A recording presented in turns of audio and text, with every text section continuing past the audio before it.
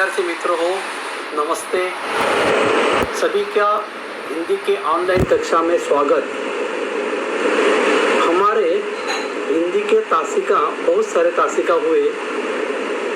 उस तासिका में मैंने देखा कि सिर्फ 18 से 19 विद्यार्थी अच्छे अक्षरों में अपना स्वाध्याय पूरा करके बेचते हैं। और इतना ही नहीं, जो दूसरे विषय है उन दूसरे विषयों का भी सिर्फ 18 से 20 तक यही विद्यार्थी सिर्फ अपना जो स्वाध्याय है, जो गृहपाठ है, वह अच्छे से लिखकर भेजते हैं। बाकी के विद्यार्थी दिया हुआ जो स्वाध्याय है वो पूरा नहीं करते और नहीं भेजते।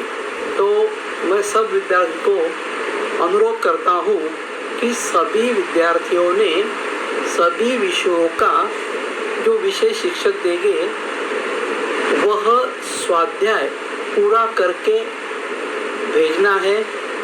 और इतना ही नहीं कि जो पढ़ाई आपको याद करने के लिए दी गई है वह पढ़ाई भी आपको करनी है। और ये जो लॉकडाउन का जो कालावधि है उस कालावधि का उपयोग हमें सिर्फ पढ़ाई के लिए ही करनी है। विद्यार्थी मित्रों, पिछली तासिका में हमने दादी माँ का परिवार इस कहानी का अध्ययन किया था। क्या आप सभी को यह कहानी पसंद आई? क्या आप सभी को यह कहानी समझ में आ गई? मैं आशा करता हूँ कि सबको यह कहानी पसंद आई होगी, सबको यह कहानी समझ में आई होगी। अभी हम पान क्रमांक 7 पर दिए हुए जो एक्टिविटीज़ है वो हम समझ लेंगे। पहली एक्टिविटी है मैंने समझा। अभी आपने कहानी के माध्यम से क्या समझा? मैंने आपको पूरी कहानी समझाई है, आपने भी पूरी कहानी समझ ली है। तो कहानी के माध्यम से आपने क्या समझा? आपने क्या समझा मतलब कि तुमने क्या समझा? तो हमें टाइटल दिया है मैंने क्या समझा। तो मैंने यह समझा कि संकट के समय शांति, एकाग्रता, धैर्य और एकता के साथ कार्य संपन्न करना चाहिए। हमने कहानी के माध्यम से यह समझा कि संकट के समय शांति, एकाग्रता, धैर्य और एकता के साथ हमें कोई भी कार्य करना है। अभी पान क्रमांक 7 पर शब्द वाटिका दी हुई है। यह शब्द वाटिका में नए शब्द दिए हुए हैं। जब मैंने आपको कहानी पढ़ाई थी तब मैंने जो नए शब्द आए हुए थे उन नए शब्दों का अर्थ आपको समझाया भी है और लिखकर भी दिया है। हमें कुछ मुहावरे दिए हुए हैं, देखो मुहावरे। उन मुहावरों को भी मैंने आपको कहानी समझाते वक्त उनका अर्थ भी मैंने बताया है और उन मुहावरों का वाक्यों में भी उपयोग करके दिया हुआ है। सभी मुहावरे का अर्थ मैंने आपको लिख के दिया है और उनका वाक्यों में कैसा उपयोग करना है वह भी आपको बताया है। और आगे हमें क्या दिए हैं? कहावतें दिए हैं। यह कहावतें का भी अर्थ मैंने आपको कर दिया है और उनका भी वाक्य में उपयोग करके दिया हुआ है। तो नए शब्द, मुहावरे और कहावतें, यह सब आपको मैंने समझा कर दिए हैं और आपने वह लिख भी लिए हैं। तो आगे हम पान क्रमांक 8 देखते हैं। 8, अभी पान क्रमांक 8 देखो, उसमें पहली एक्टिविटी है अध्ययन कौशल्य। यह अध्ययन कौशल्य क्या है यह देखना है हमें। इसमें क्या दिया गया है देखो, अपने और किसी पड़ोसी राज्य के राष्ट्रीय अभयारण्यों की शासकीय वीडियो क्लिप, फिल्म आदि देखकर वर्गीकरण करो एवं टिप्पणियां बताओ। देखो, हमें क्या करना है कि हमारे यहाँ जो अभयारण्य है उनका नाम लिखना है, या हमारे पड़ोस के राज्यों में जो राष्ट्रीय अभयारण्य है उनके नाम हमें लिखना है। पहले तो हमारे पड़ोसी में कौन सा राज्य है उनके नाम हमें लिखना है। क्या आप मुझे बता सकते हैं कि हमारे राज्य के पड़ोस में कौन कौन से राज्य हैं? आप भूगोल के तासिका में यह पढ़े होंगे, भूगोल के शिक्षक ने आपको पढ़ाया होगा कि हमारे महाराष्ट्र राज्य के पड़ोस में कौन कौन से राज्य हैं। क्या आप बता सकते हैं कि हमारे महाराष्ट्र राज्य के पड़ोस में कौन कौन से राज्य हैं? आपको मालूम है? ठीक है, मैं बताता हूँ कि हमारे महाराष्ट्र राज्य के पड़ोस में गुजरात, मध्य प्रदेश, गोवा, तेलंगाना, यह हमारे राज्य के पड़ोसी राज्य है। बरोबर है?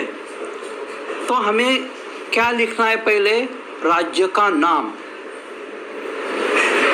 जिस राज्य में वह अभयारण्य होगा उस राज्य का नाम लिखना है। उसके बाद हमें क्या लिखना है? अभयारण्य का नाम। अभी आपको मालूम है, आपको मालूम है क्या अभयारण्य मतलब क्या? अभयारण्य मतलब कि जिस जंगल में प्राणियों की शिकार नहीं की जाती। अभयारण्य कौन सा अरण्य होता है, कौन सा जंगल होता है कि जिस जंगल में प्राणियों की शिकार नहीं की जाती। जंगल में सभी प्राणी निर्भय होकर अपना जीवन बिताते हैं।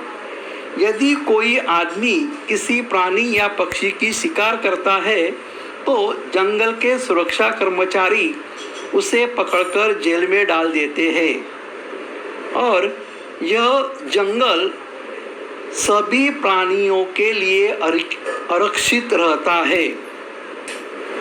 आम लोगों को उस जंगल में जाने के लिए इजाज़त नहीं होती। ऐसे अभयारण्य सिर्फ प्राणी और पक्षियों के लिए वह आरक्षित की होती है। तो ऐसे जंगलों को क्या कहते हैं? अभयारण्य कहते हैं। और हमें क्या लिखना है? उस जंगल की विशेषताएं लिखना है। उस जंगल की क्या लिखना है? विशेषताएं। अभी मैं आपको एक उदाहरण देता हूँ। समझो हमने लिखा, हमारे पड़ोस का राज्य का नाम लिखा गुजरात। क्या लिखा हमने? गुजरात। हमने राज्य का नाम क्या लिखा? गुजरात। तो गुजरात में कौन सा अभयारण्य है? गुजरात में गिरी नाम का अभयारण्य है। तो जहाँ हमें लिखना है अभयारण्य का नाम, वहां पे हम क्या लिखेंगे? गिरी। गुजरात राज्य का नाम क्या हो गया? गुजरात। अभयारण्य का नाम क्या हो गया? गिरी। आपने गिरी इस अभयारण्य की जानकारी आपके भूगोल के शिक्षक ने भी आपको गिरी अभयारण्य की जानकारी दी होंगी। क्या आपने सुना है गिरी अभयारण्य के बारे में? ठीक है, नहीं सुना होगा तो हम उनकी विशेषता में लिखना है। विशेषताएं देखो, अभी इस गिरी अभयारण्य की विशेषताएं क्या क्या है यह हमको लिखना है। तो गिरी अभयारण्य की विशेषता हम इस तरह लिख सकते हैं। गिरी अभयारण्य 14 से 24 वर्ग किलोमीटर में फैला हुआ है। गिरी अभयारण्य का इतिहास 100 सालों से भी पुराना है।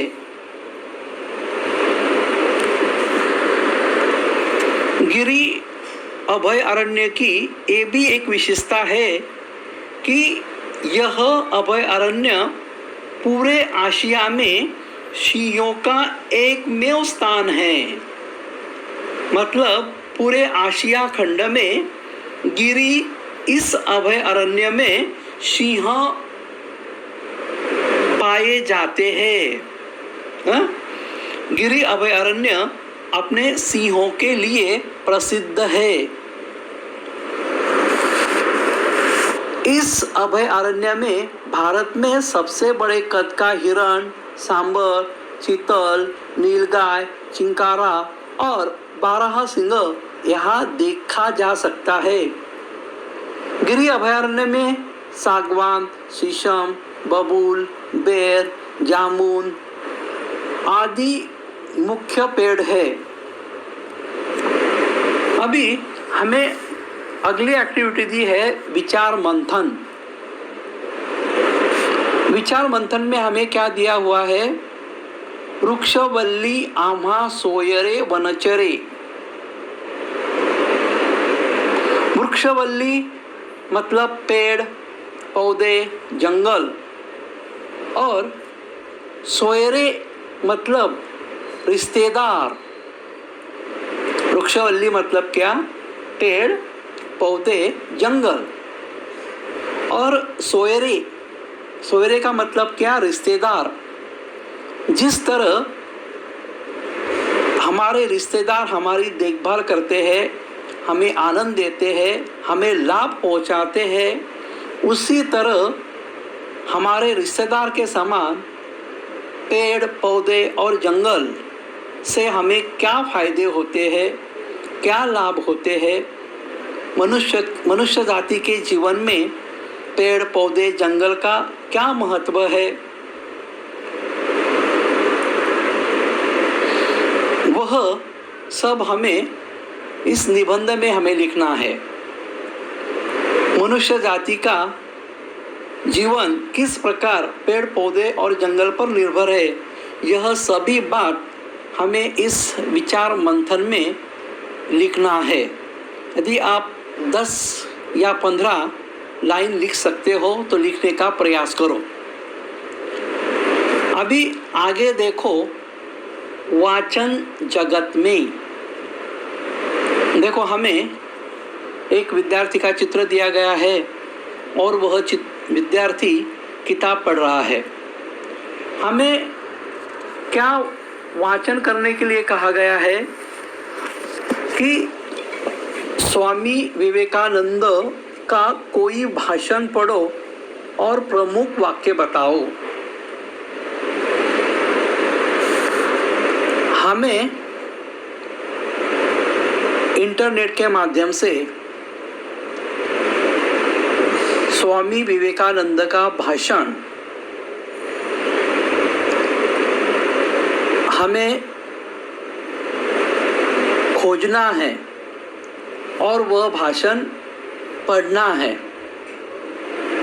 और पढ़कर उनमें कौन सा प्रमुख वाक्य है यह हमें बताना है।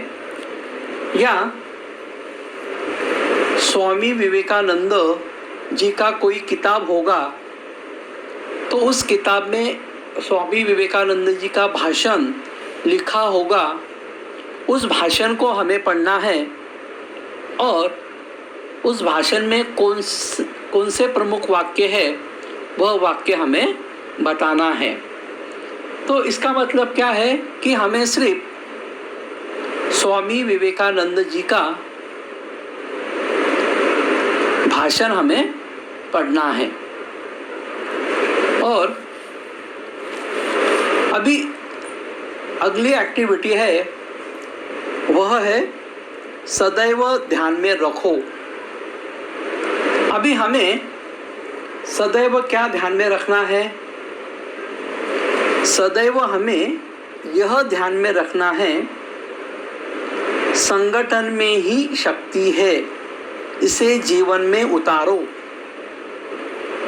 विद्यार्थी मित्रों, हमें सदैव क्या ध्यान में रखना है? संगठन में ही शक्ति है, इसे जीवन में उतारो।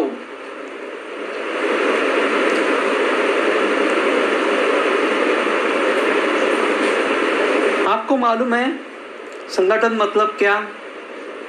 संगठन मतलब एक होने की भावना, एकता की भावना। अच्छे कार्य की पूर्ति के लिए अनेक व्यक्ति मिलजुल कर काम करते हैं, उसे संगठन कहते हैं।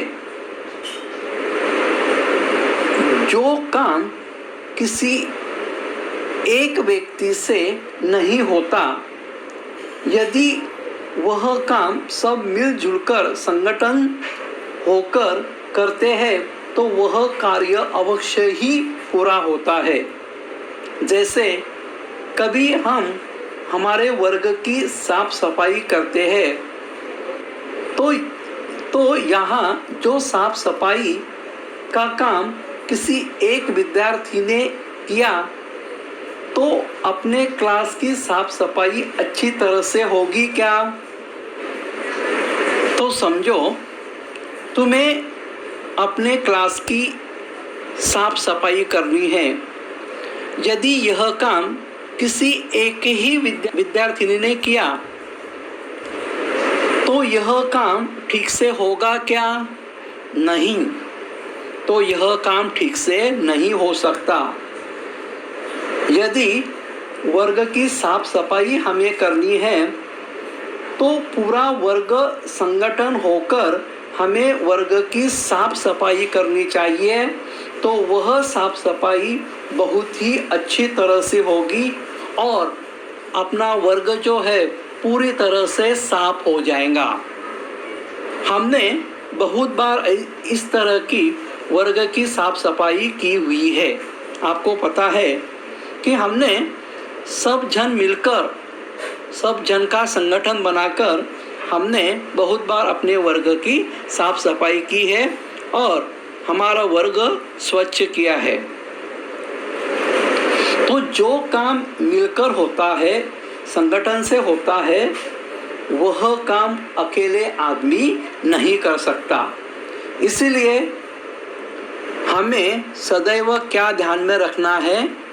संगठन में ही शक्ति है, इसे जीवन में उतारो। अभी अगली एक्टिविटी है घटना के अनुसार क्रम लगाकर लिखो। हमें यहाँ पर 4 घटनाएं दिए गए हैं। जैसे चिंकी ने भी 2 बेटों का उपहार दिया। ख एक साथ उड़ने को रहेंगे तैयार।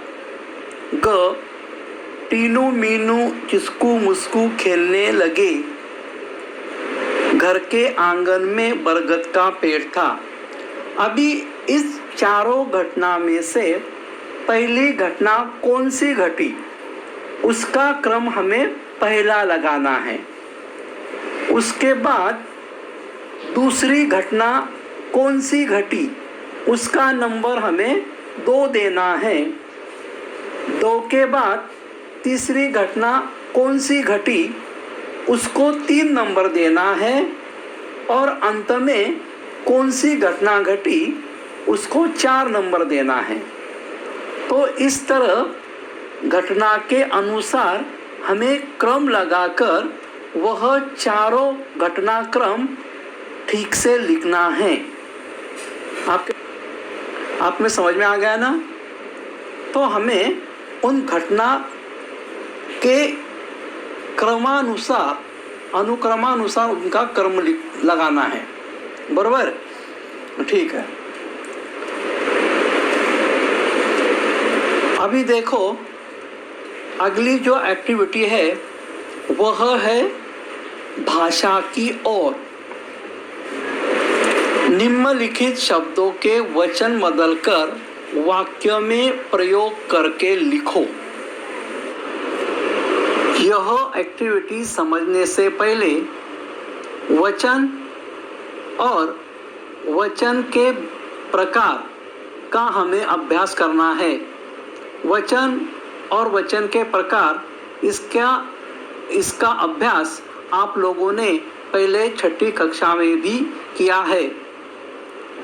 अभी पहले हम वचन का मतलब क्या होता है यह हम देखेंगे।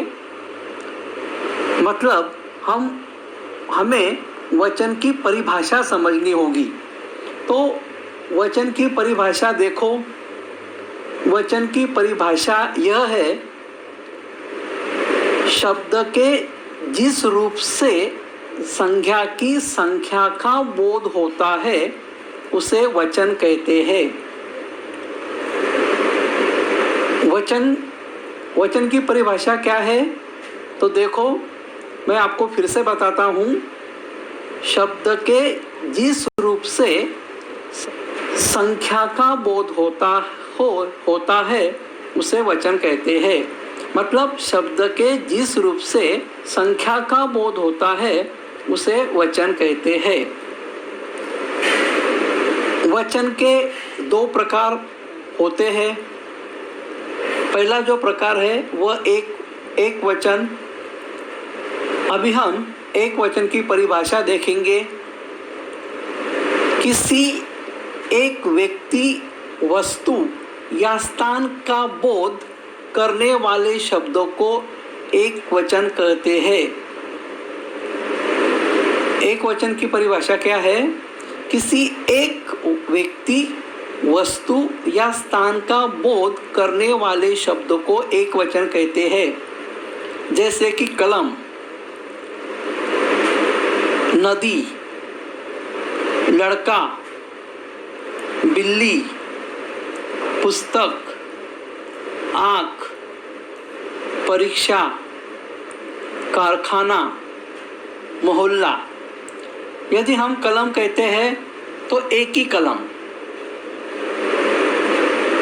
मतलब पेन। यहाँ पे हम कलम, जब इस शब्द का हम उच्चार करते हैं तो हमारे ख्याल में क्या आता है कि एक ही कलम। नदी हम जब इस शब्द का हम उच्चारण करते हैं तो एक ही नदी। लड़का, एक लड़का।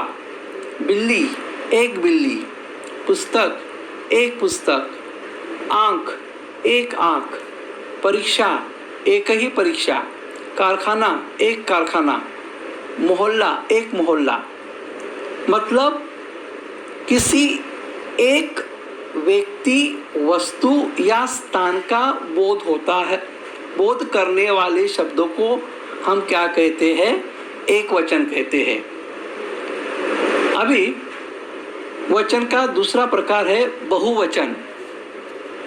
वचन का दूसरा प्रकार क्या है? बहुवचन। तो हम बहुवचन की परिभाषा देखेंगे। तो बहुवचन की परिभाषा देखो। बहुवचन मतलब क्या? अनेक व्यक्ति, वस्तुओं या स्थानों का बोध करने वाला शब्दों को बहुवचन कहते हैं। बहुवचन मतलब क्या? अनेक व्यक्ति, वस्तुओं या स्थानों का बोध करने वाले शब्दों को बहुवचन कहते हैं। देखो, जैसे कलमे, नदियाँ, लड़के, बिल्लियाँ, पुस्तकें, कारखाने, परीक्षाएं, मोहल्ले। यहाँ पे कलमे बोले, कलमे मतलब पेन, एक से ज़्यादा कलम। कलमे मतलब क्या? एक से ज़्यादा। यहाँ पे यदि हम नदियाँ बोलते हैं तो एक से ज़्यादा नदियाँ। यहाँ पर हम लड़के बोलते हैं तो लड़के मतलब क्या? एक से ज़्यादा लड़के। बिल्लियाँ मतलब क्या? एक से ज़्यादा बिल्लियाँ। पुस्तकें मतलब क्या? एक से ज़्यादा पुस्तकें। हाँ, एक से ज़्यादा मतलब क्या? 2, 3, 4, 5, 6, ऐसे एक से ज़्यादा पुस्तकें। कारखाने मतलब क्या? एक से ज़्यादा कारखाने। हाँ, तो बहुवचन मतलब क्या? अनेक व्यक्ति, वस्तुओं या स्थानों का बोध करने वाले शब्दों को क्या कहते हैं? बहुवचन कैसे कहते हैं? जैसे कि कलम, यह क्या होगा? एक वचन। उसका बहुवचन क्या हो गया? कलमे। नदी, यह क्या होगा? एक वचन। नदी का बहुवचन क्या हो गया? नदियाँ। लड़के, यह एक वचन। लड़के का बहुवचन क्या हो गया? लड़के। बिल्ली, बिल्ली का बहुवचन क्या हुआ? बिल्लियाँ। पुस्तक, पुस्तक का बहुवचन क्या हुआ? पुस्तकें। कारखाना, कारखाना का बहुवचन क्या हुआ? कारखाने। परीक्षा, परीक्षा का बहुवचन क्या हुआ? परीक्षाएं। मोहल्ला, मोहल्ले का बहुवचन क्या हुआ? मोहल्ले। तो इस तरह एक वचन और बहुवचन हम दिए गए संज्ञा के कर सकते हैं। संज्ञा मतलब क्या? नाम। हम एक वचन और बहुवचन दिए गए नामों के कर सकते हैं। तो ये जो हमारी एक्टिविटी है, यह एक्टिविटी एक वचन और बहुवचन इस पर ही आधारित है। तो हमें क्या कहा गया है कि निम्नलिखित शब्दों के वचन बदलकर वाक्य में प्रयोग करो। हमें यहाँ शब्द दिया गया है थैलियाँ। यहाँ हमें कौन सा शब्द दिया गया है? थैलियाँ। अभी यह जो थैलियाँ है, यह थैलियाँ बहुवचन है। यह जो संज्ञा है, यह जो नाम है थैलियाँ, यह क्या है? बहुवचन है। तो हमें उसका क्या करना है? वचन बदलना है। तो थैलियाँ यह बहुवचन है, तो हमें एक वचन करना है। तो थैलियाँ का एक वचन क्या होता है? थैली। तो थैली का हमें वाक्य में उपयोग करना है। यहाँ हमें वाक्यों में उपयोग करके दिया हुआ है, पॉलीथिन की थैली का प्रयोग नहीं करना चाहिए। पॉलीथिन की थैली मतलब क्या? जो प्लास्टिक की थैली। हम तरकारी खरीदने जब जाते हैं तो वह तरकारी बेचने वाला आदमी हमें जो प्लास्टिक की थैली देता है, उसे कौन सी थैली कहते हैं? पॉलीथिन की थैली। तो ऐसे पॉलीथिन की थैली का हमें प्रयोग नहीं करना चाहिए। दूसरा जो शब्द दिया गया है वह है पंखा। यह जो शब्द है यह एक वचन है।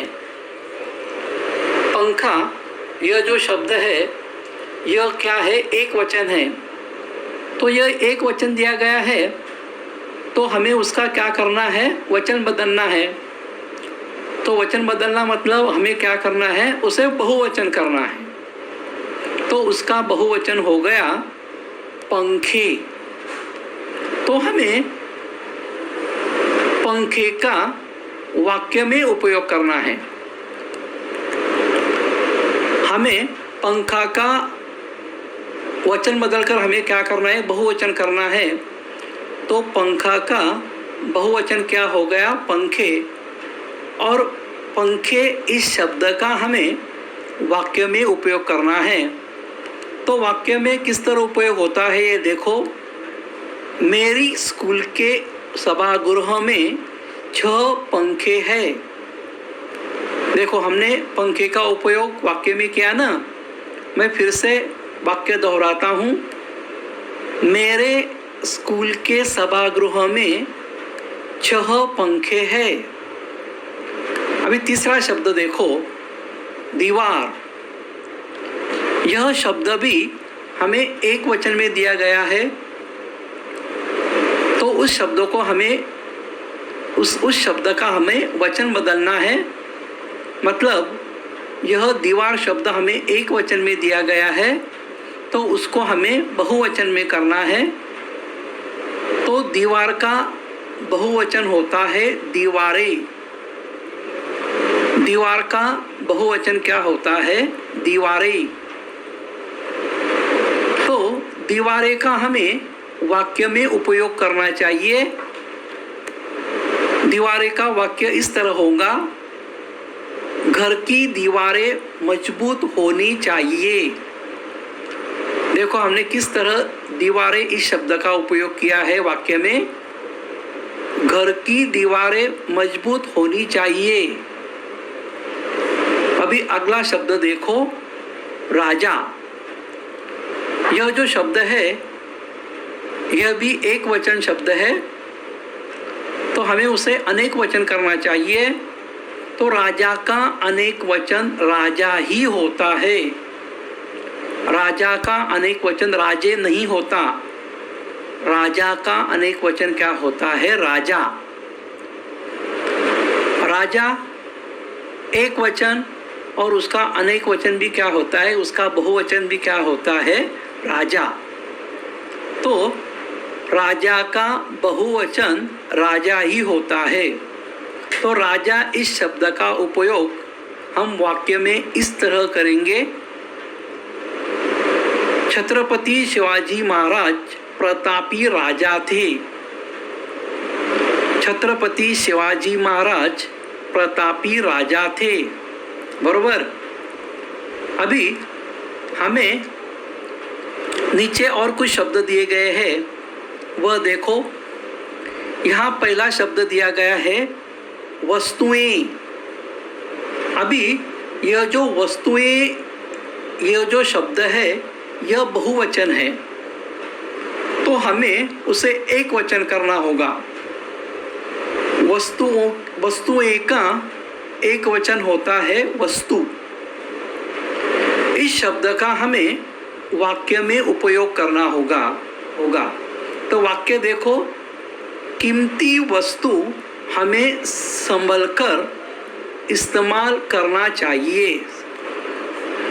फिर से मैं वाक्य दोहराता हूँ, कीमती वस्तु हमें संभलकर इस्तेमाल करना चाहिए।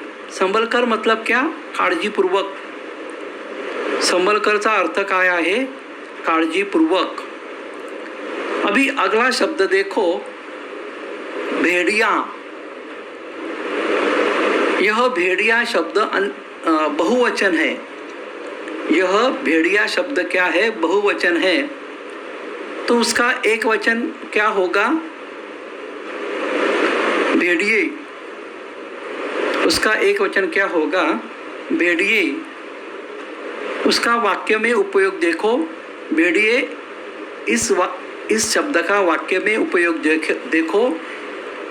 सभी भेड़िए आग से डरकर शिकार छोड़कर भाग गए। फिर से दोहराता हूँ, सभी भेड़िए आग से डरकर शिकार को छोड़कर भाग गए। तीसरा शब्द है बहु। तिसरा शब्द क्या है? बहु, की ज्याला आपण मराठीमध्ये काय म्हणतो? सून। बहु ये जो शब्द है यह एक वचनी शब्द है।